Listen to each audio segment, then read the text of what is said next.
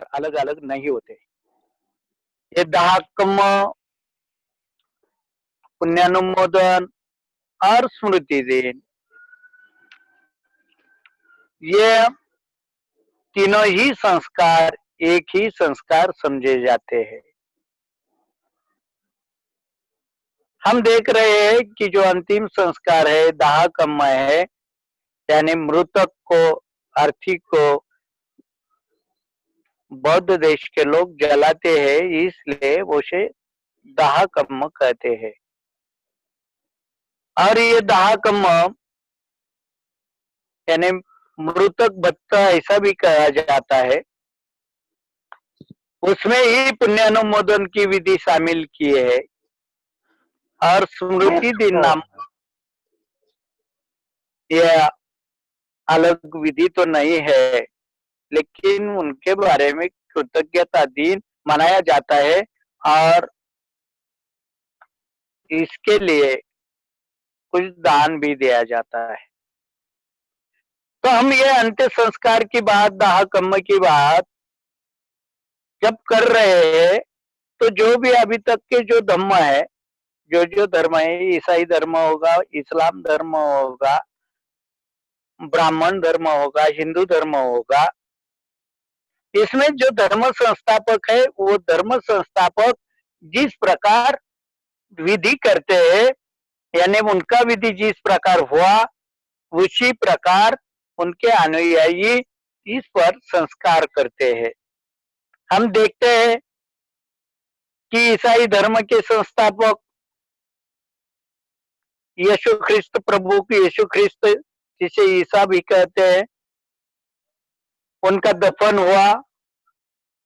दफन के बाद 40 दिन के बाद तो और भी कुछ बातें हैं बीच में, वो बताने की जरूरत नहीं।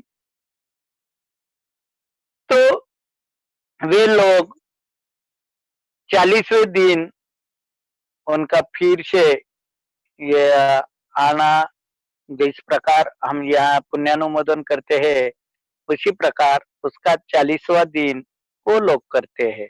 और उनका मानना है वो दफनाते हैं, और उनका मानना है कि एक दिन न्याय का दिन आने वाला है, जजमेंट डे आने वाला है, उस वक्त प्रभु हर एक का न्याय करेगा और किसी को नरक में भेजेगा, किसी को स्वर्ग में भेजेगा। यही बात इस्लाम की है, वो भी इसी प्रकार करते हैं। तो पारसी धर्म के लोग, उनकी अलग बात होती है। वो जो अर्थी होती है, मृतक होता है, उनको वो पंछी को खिलाने देते हैं, यानी बावड़ी के ऊपर मृतक का अर्थी रख देते हैं और वही उनका पंछी को खिलाने की व्यवस्था होती है। तो हिंदू धर्म का संस्थापक तो श्री कृष्ण को माना गया है, लेकिन श्री कृष्ण का जी भी मृत्यु हुई, वो मृत्यु जंगल में हुई। उन्हें एक शिकारी ने उनके कुछ भी गलत फहमी से बोलो, किससे बोलो, लेकिन श्री कृष्ण की जो मृत्यु हुई वो शिकारी के हाथों से हुई, भारत करने वाले लोगों के हाथ से, आदमी के हाथ से हुई। और उसकी कुछ भी जानकारी उपलब्ध नहीं है। लेकिन जो जेमिनी है, तो जेमिनी ने इसके बारे में कुछ लिखा है, और वो जो संस्कार है वो खाली ब्राह्मण के लिए होते हैं, शूद्रों के लिए नहीं होते। शाहू महाराज के वक्त ये खाली स्नान संध्या के वो बारे में, यानी ये जो बहुत बड़ा प्रकरण हुआ था, यहाँ ये बताने का समय नहीं है। तो भगवान बुद्ध का जो अंत्य संस्कार हुआ, दाह कर्म हुआ, वो आपको मालूम है सभी को कि माघ पूर्णिमा के दिन भगवान बुद्ध ने वैशाली नगर में अपनी महापरिनिर्वाण की घोषणा की और उनका महापरिनिर्वाण कुशीनारा में यानी कुशीनगर में हुआ और वहां सम्राट जैसे उन्हें उनका दाह कम्म किया गया। तो बौद्ध लोग भी भगवान बुद्ध का दाह कम्म हुआ, इसलिए बहुत से लोग दाह कम्म ही करते हैं। लेकिन जहाँ वो सुविधा नहीं है वहां दफनाने की भी क्रिया होती है, उस पर धम्म की कोई बात नहीं है। हम देखेंगे तो यह और धर्म में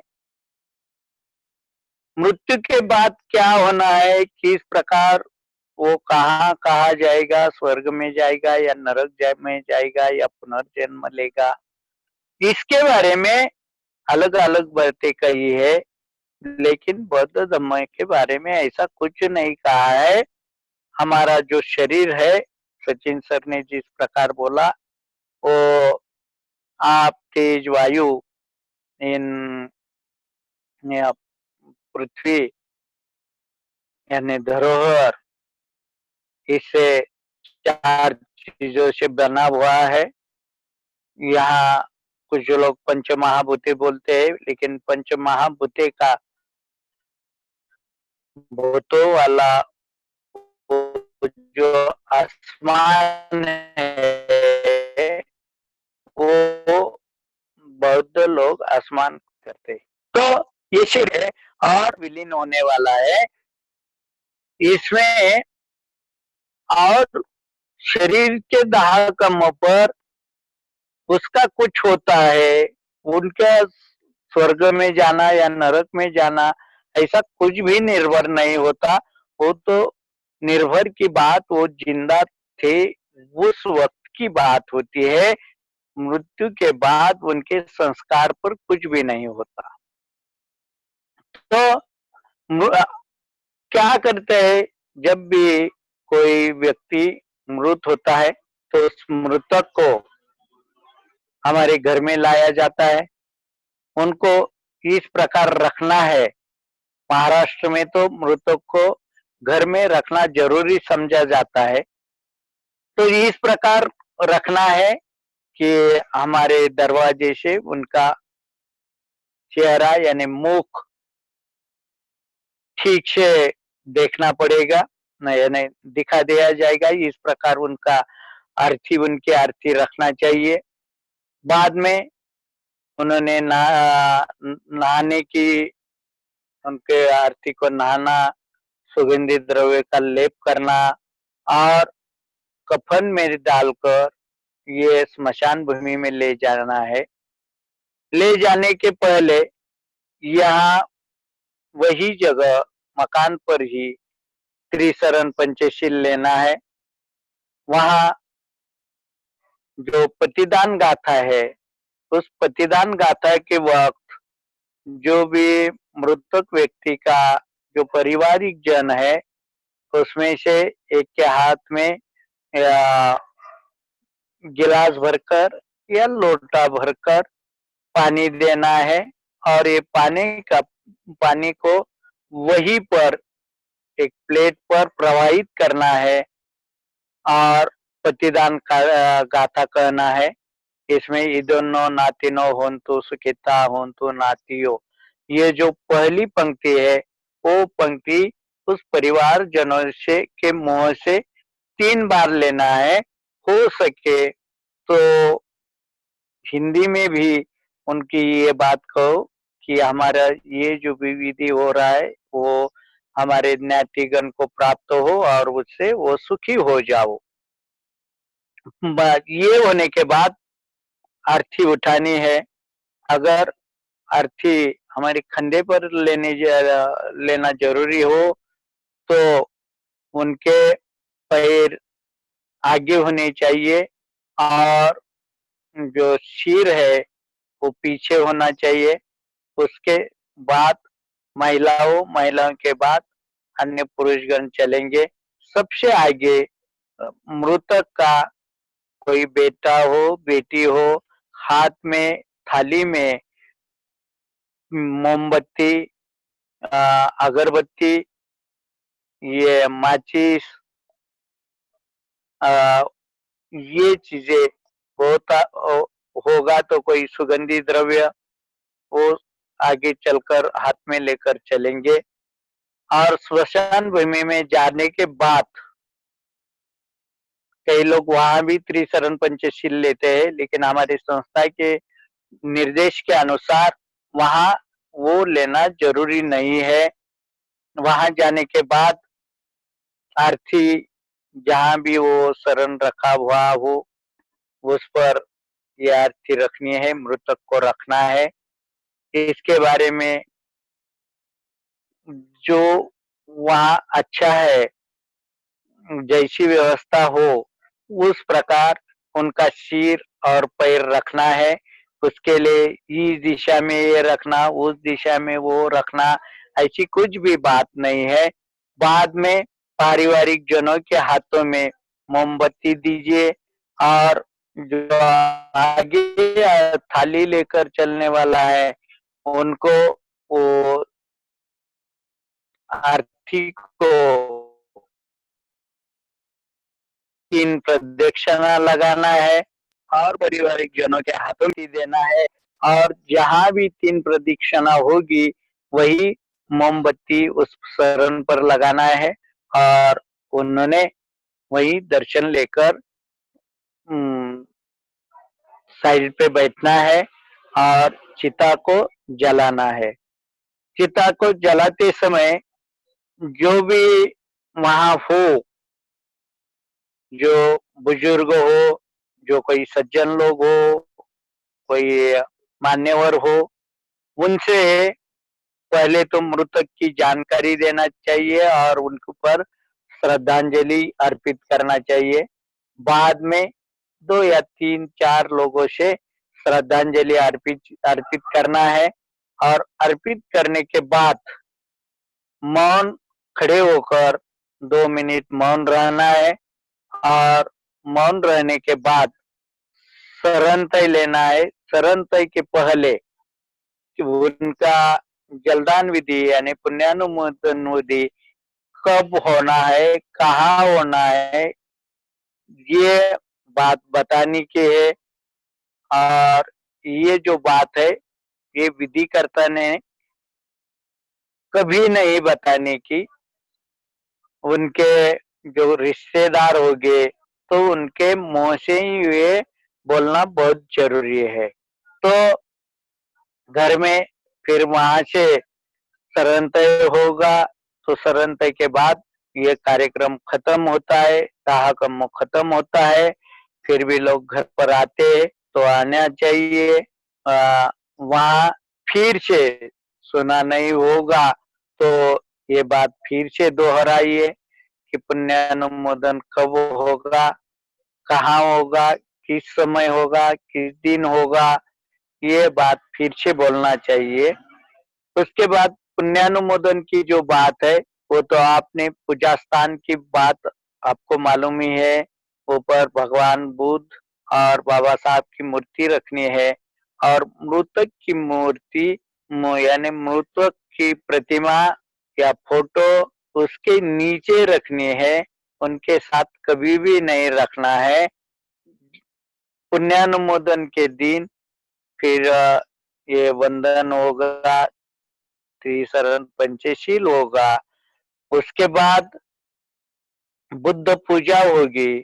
और एक बात करना बहुत जरूरी है कि ये दुख का समय होता है, तो जब भी हम भगवान बुद्ध की मूर्ति रखेंगे, बाबा साहब की मूर्ति रखेंगे या प्रतिमा रखेंगे तो वहाँ पुष्प या फूल अर्पण कर सकते करना ही है। और हर भी मृत व्यक्ति को पुष्पहार पहले से ही अर्पण करना है, वहां लगाना है।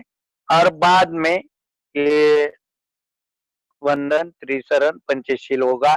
बुद्ध पूजा होगी तो बुद्ध पूजा के पहले जो पारिवारिक जन है उनके हाथों में एक एक पुष्प देना है।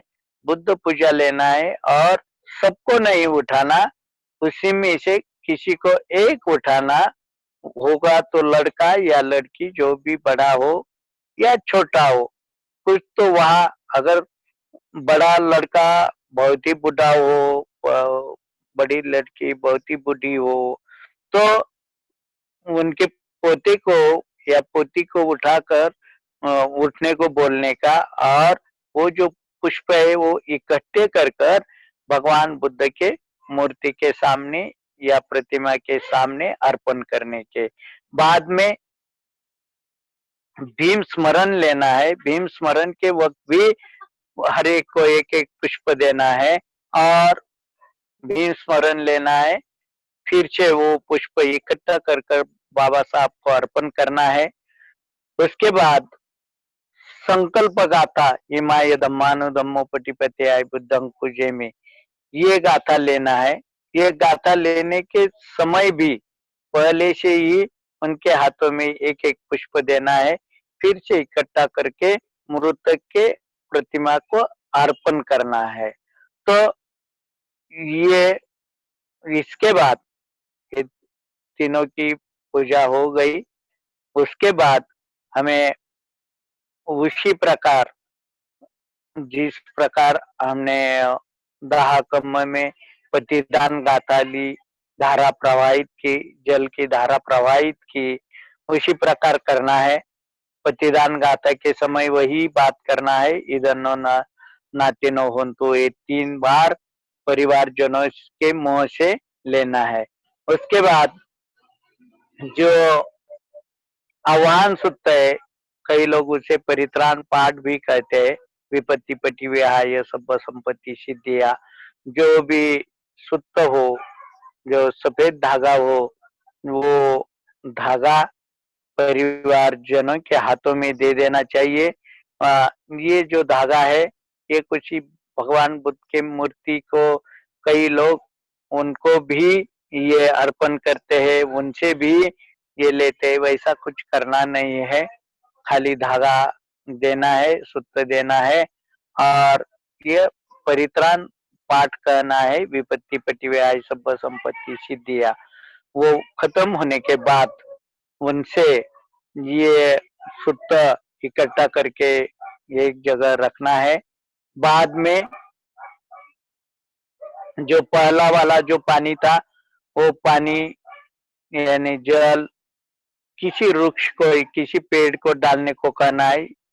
तो ये बोधि वृक्ष को ही डालिए या इस वृक्ष को ही डालिए, ऐसी कुछ बात करने की जरूरत नहीं। कोई भी पेड़ को ये पानी देना है।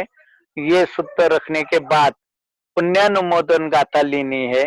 पुण्यानुमोदन गाथा लेने के बाद सब सुख गाथा लेने की, और उसी वक्त आशीर्वाद गाथा लेना है।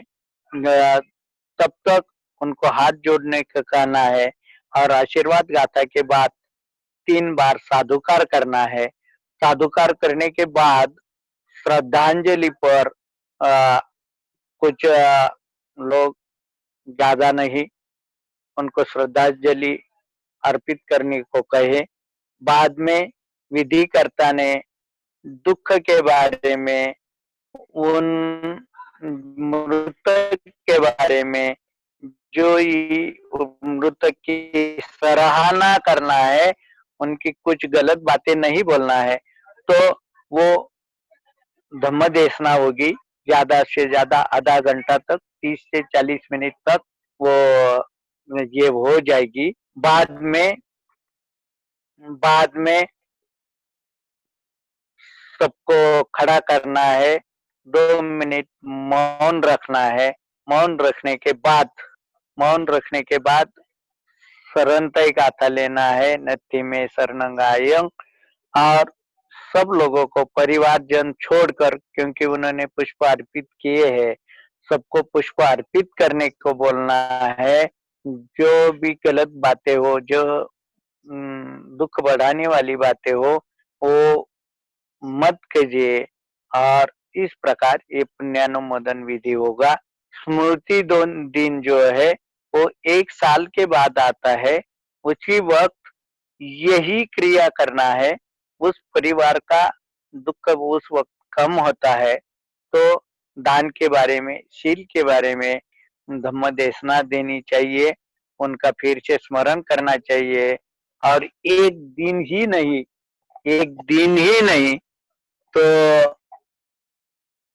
अलग एक ही स्मृति दिन करना नहीं है। तो ये जो बाकी लोग होते हैं पहला ही श्राद्ध करते हैं, बाद में नहीं करते। ऐसी रिवाज हमारे में भी हो रही है, ऐसा नहीं करना चाहिए।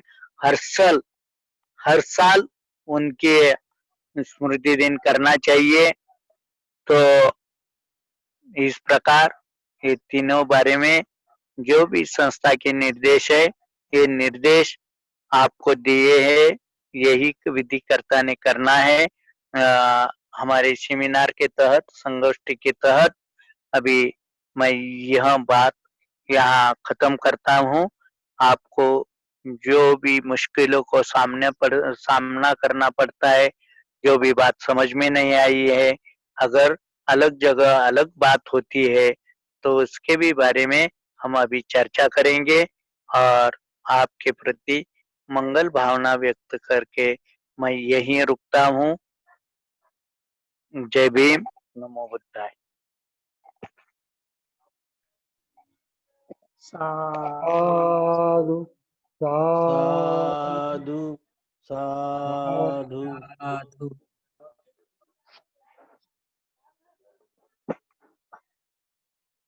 बहुत बहुत धन्यवाद साहब जी, बहुत अच्छी तरह से आपने इस विधि के बारे में बताया है। अभी अपने पास टाइम नहीं है, अभी अपन अभी ज्वाइन करके आगे के सेशन में इसका ये करते हैं, क्वेश्चन जो है उसके बारे में डिस्कस करते हैं। अभी टाइम रिज्वाइन करना है सबको।